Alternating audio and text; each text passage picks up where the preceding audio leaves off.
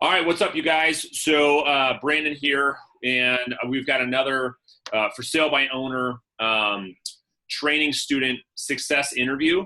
And with me today, I've got Matt Lang. And so, Matt, I want to thank you for taking the time to do this because, listen, everything you're about to say, like the amount of success that you're having with for sale by owners, it's going to help somebody watching this in the future get off their ass and take some action because you're going to walk them through everything you've been through over the last 30 days. And so thank you for doing this.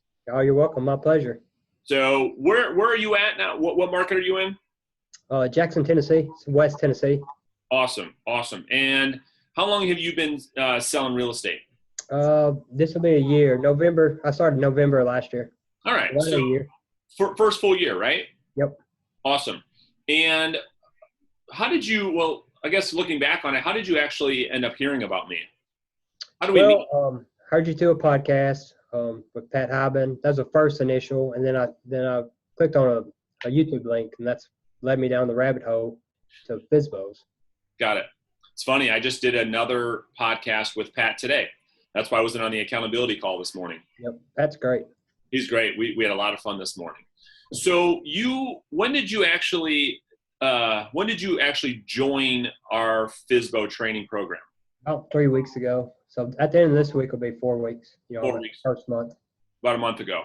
And before you joined, you were working with a lot of buyers. Is that right? Yep, lots. Too many buyers. So what was that like?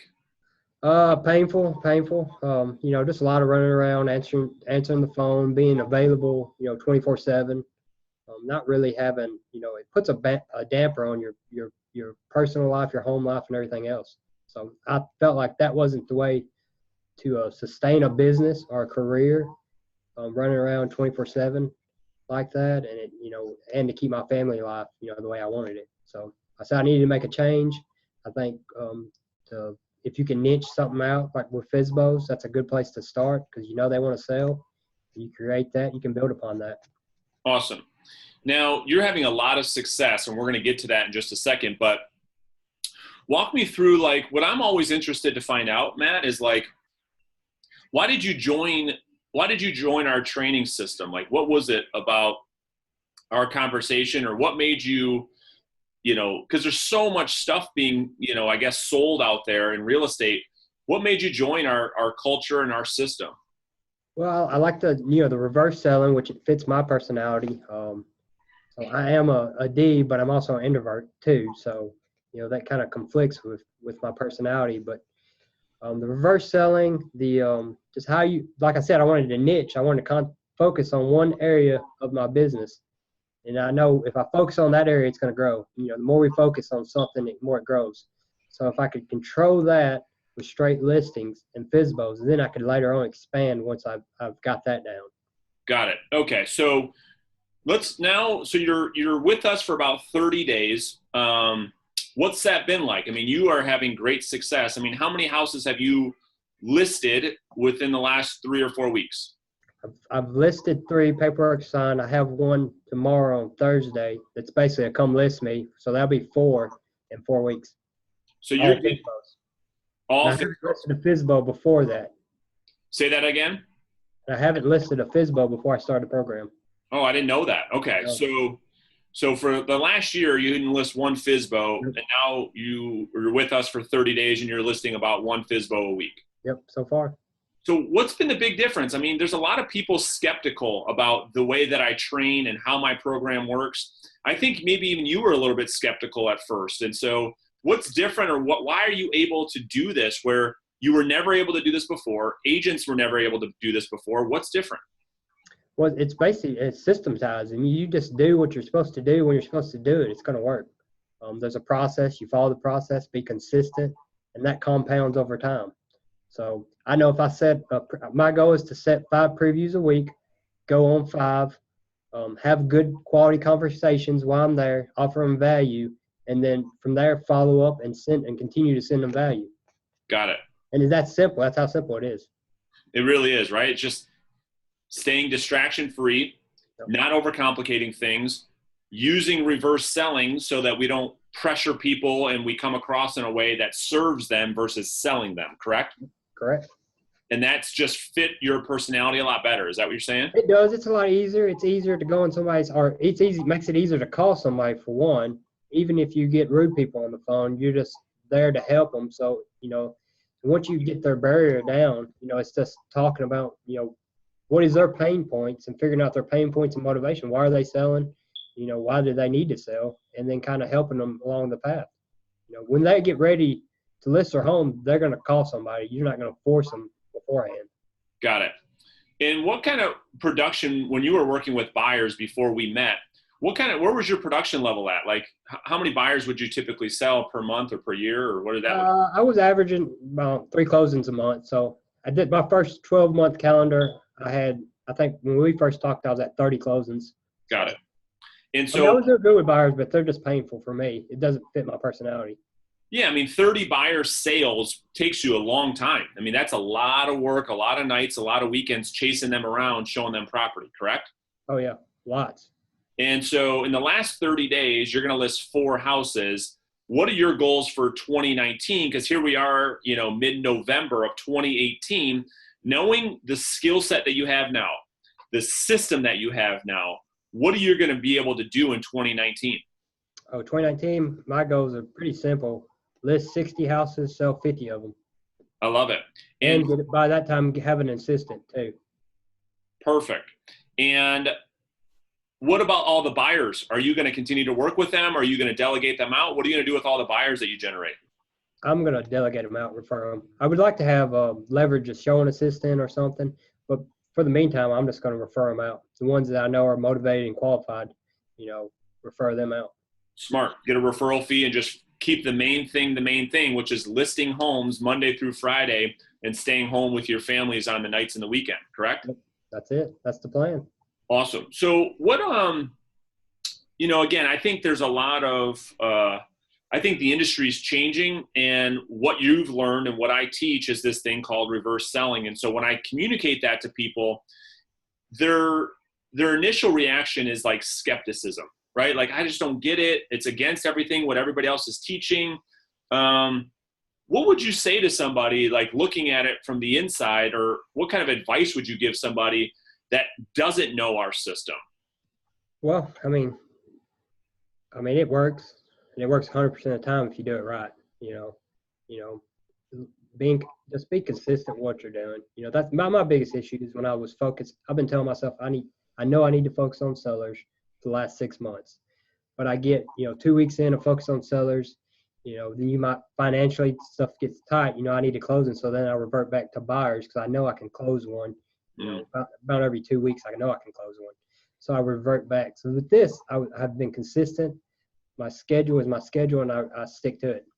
And what is that schedule like? Walk somebody through like what it takes to list one property a week every single week. Well, it's pretty simple. I get up, I exercise, I build out my day the night before. It all starts from the night before. Actually, I make a list of what needs to get done. Whether that top of that list is called FSBO, it's called FSBO follow-up, and then it goes on that priority through that. So I know what needs to get done. If something's not important, I can move it to the next day. But my main items I need to get done. So from 8 to 11 to 12 is my call time. So where I'm calling FSBOs and calling follow-ups to schedule appointments. I normally take about a 30-minute lunch from that, and then I move on to all my paperwork that needs to get done or any phone calls I need to follow up with, people that's called me, emails or anything else. And then from about 2 to 6, Monday through Thursday, I go on appointments. Cool. So what happens with all the distractions? I think what you just said, you just outlined like the perfect schedule for a listing agent. What about all the shit that's coming at you constantly that just distracts all other agents where they say, Brandon, I can't prospect because this, and this, and that. How do you stay distraction free and staying true to that schedule every day? Well, I just push it to the side till noon, 11 or 12 or after I eat lunch, I just push it aside and then I'll handle it. Smart. I mean, all that stuff's going to be there afternoon, right? Oh, yeah. It's not going anywhere. It's not going anywhere. It's not going anywhere. So simply what you're saying to real estate agents is, listen, it's not going anywhere. You have a choice. You have a choice to deal with it now or after 12. And before 12, you can focus on continuing to grow your business. But if you make the decision to deal with the crap now, your business doesn't grow. Is that what you're saying? Oh yeah. One thing I've learned through this past year is that the people that want something now and instant is not my ideal client base. That I don't really need to be working with them because they're not realistic on expectations. So I've learned that, and then the people like that, I will just push them to the side and let somebody else have them. Because they're going to take up too much of my time and be too difficult, to work with. Where I can't concentrate on all my clients and give them, the value I need to be giving them as a service. So what's interesting about that, Matt, is, as I start to work with more and more agents, it's the same thing.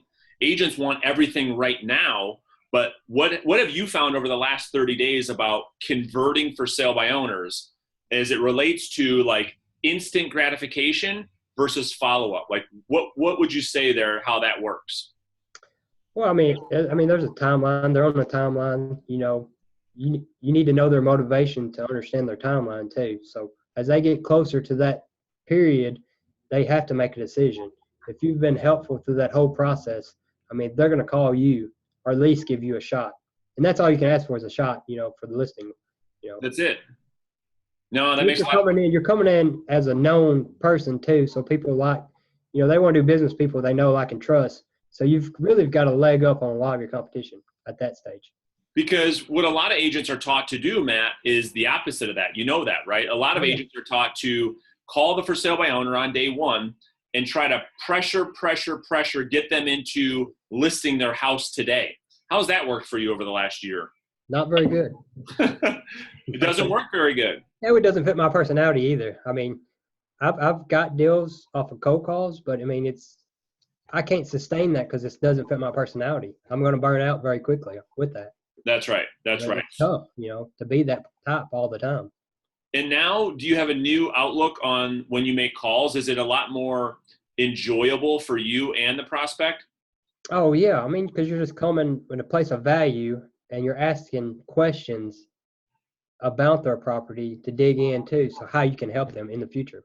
Whether that's finding a buyer or whether it's a month from now listing their home to find a buyer. So you're not forcing the door to push them to list with me. I'm coming over the list or else. Makes sense. So 60 listings in 2019, right? Oh, yeah. Minimum.